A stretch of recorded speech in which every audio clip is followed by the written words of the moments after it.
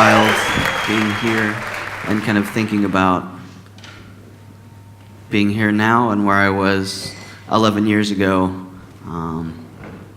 newly paralyzed and kind of hiding in the bathroom stall, eating my lunch in my community college, because it was the one place I felt like I didn't have eyes on me. I could try to eat, try to figure out how to use my mostly useless hands to get food to my face, which seems basic but difficult sometimes. So yeah, thank you for giving me the opportunity to kind of push my own comfort and tell you about my experience coming from that to where I am now. But let me kind of rewind. Growing up, I grew up in Sacramento and was a very active child, a very adventurous fellow, and used to love jumping off the cliffs and the bridge into the river, and motorcycle riding, skateboarding, backpacking, all these kinds of things. But yeah, other than being quite active, I also love one of the main things was snowboarding, but I also loved working with my hands. I did kind of landscaping and mowing lawns. I used to lay brick and rock walls, was a wilderness guide. Also got to travel quite a bit.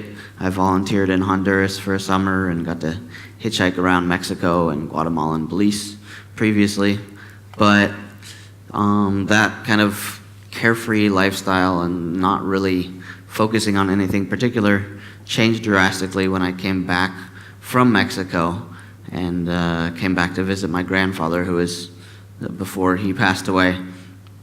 And I was coming home from a friend's barbecue and went to go to the river to cool off in Sacramento. It was in the summer, so super hot, and just diving off of something about yay high that I dove off of thousands of times before in my life.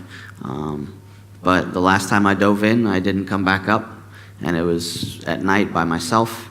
But thankfully, there's a woman named Crystal who was there with her children and husband taking their dog for a walk after dinner. And despite her husband trying to restrain her when she saw that I didn't come up out of the water, she raced and pulled me out of the water and did CPR until I spit up the river water.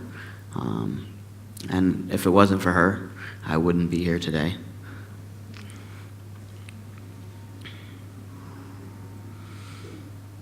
But what had happened was I had dove in, hit my head on the bottom, breaking my neck and severing my spinal cord. So essentially, my body went completely limp. I had gotten paralyzed from the neck down underwater and thus drowning because I couldn't do anything. And as I lay on the side of the river, after she pulled me out, she started poking my legs and then pulled out a hair, but I couldn't feel anything. And that's when she said that I just broke down crying because I realized that something unusual, I had gotten hurt a lot of times, but something was significantly wrong that hadn't happened before. But I don't actually remember any of this. I woke up 3 days later on life support and a ventilator after 17 hours of surgery to stabilize my neck and pull the bone shards out of my spinal cord. And had you asked me before, as a recent poll showed, one of the major fears that people have is getting paralyzed. Had you asked me before, I probably would have said that I would rather have not survived an accident like this and lost the ability to essentially use my body anymore. At 19, I'd literally lost everything I knew of that, gave me kind of satisfaction, joy, any kind of fulfillment in life. However, kind of in the situation, I don't think you ask those questions. I was actually pretty happy. It seemed like a crazy turn of events, but also an adventure, so I never really stopped to think about it. It was just what you do. So for the next several months, I spent learning how to breathe, learning how to eat, learning how to sit up, use a wheelchair. And yeah, I think even one time I told somebody that, they could just kind of plop me on a beach and I would be happy just sitting there kind of pondering my existence and humming along to music. But I think the reality set in a little differently when I got home for the first time from the hospital and got to see where I had lived so many active experiences. Got to see my, motorcycle and snowboard, skateboard, truck, all my camping and rock climbing gear that I wouldn't ever be able to use again. And that's kind of when it sunk in, like, that chapter of my life and those things weren't going to be accessible to me anymore. So I spent kind of those first couple years really focused on physical rehab, working at trying to rebuild my body as much as I could, and also playing wheelchair rugby because it gave me something to focus on outside of kind of myself and my situation. It was something to work towards and a reason to work out. But kind of through that, it didn't take me very long to realize that there was going to be significant limitations. I really wouldn't be able to regain kind of my full function. And with those physical limitations, I saw that, maybe creating different devices, creating technology was a way that I could then use my brain to kind of augment what my physical body couldn't do anymore. So I got interested in electronics and automation and started just kind of tinkering and building things when I couldn't find anything that would help me. And then kind of to further that, despite I had always hated school, shortly after coming out of the hospital, I went to the community college and told the counselor I wanted to study mechanical engineering. And she told me that it would, I'd have to do 9 consecutive semesters of math, or 5 years of math, before I could actually transfer, because I'd never paid attention in school previously. But this time it was a little bit different. I really had something to focus on, a reason to pay attention. So I, managed to get through all those math classes. And I also, it was like the one way for me to get back to working on cars or motorcycles, as well as to keep learning about electronics to kind of further my physical capability.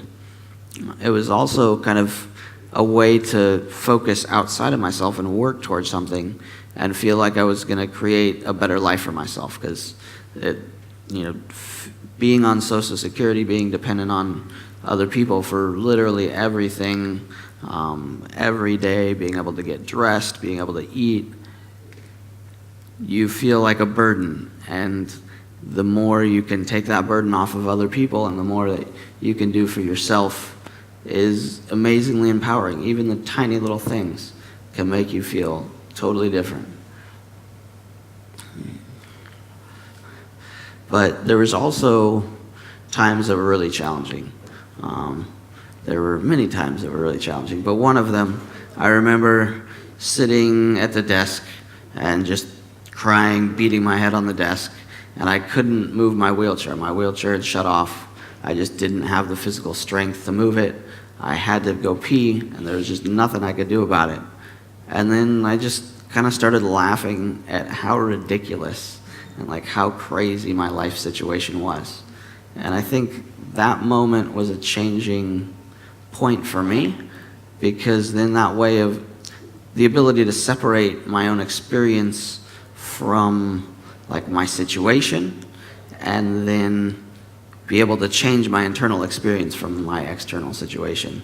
And I've been able to use that to get through challenging times quite a bit since then.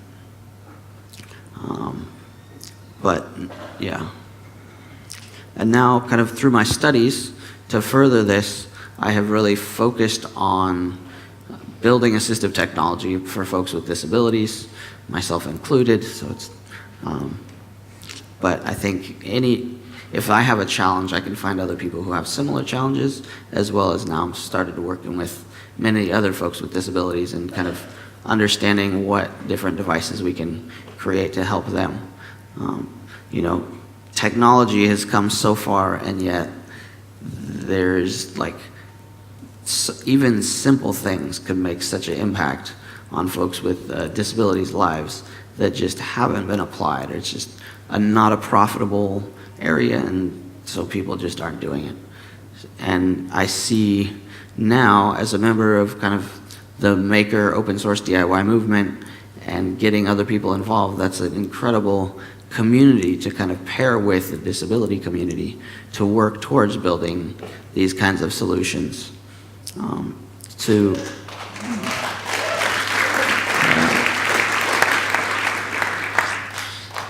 So for me, what I've kind of found and gotten involved in to further develop these assistive technologies and bring awareness to this lack of assistive technology, as well as hopefully create functional solutions, I've created a student group at UC Berkeley, mentoring students and bringing in community members with disabilities to work together in creating, understanding a challenge and then creating something useful to help them with that daily challenge.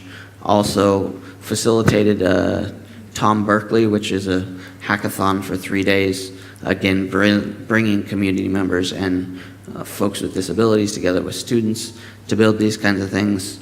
We're teaching and now trying to create a nonprofit to kind of move off campus and keep building this kind of momentum of getting people interested in kind of spending some of their time kind of helping others with technical skills that they've developed in their careers and whatnot. So I'm super stoked at that and really looking forward to seeing what kind of impact I can have, because I've felt kind of the empowerment of being able to create my own solutions for my daily life, and so trying to be able to share that with others and seeing kind of how excited they are after 1 or 2 projects are successful has been super satisfying. So that's my story. Thank you.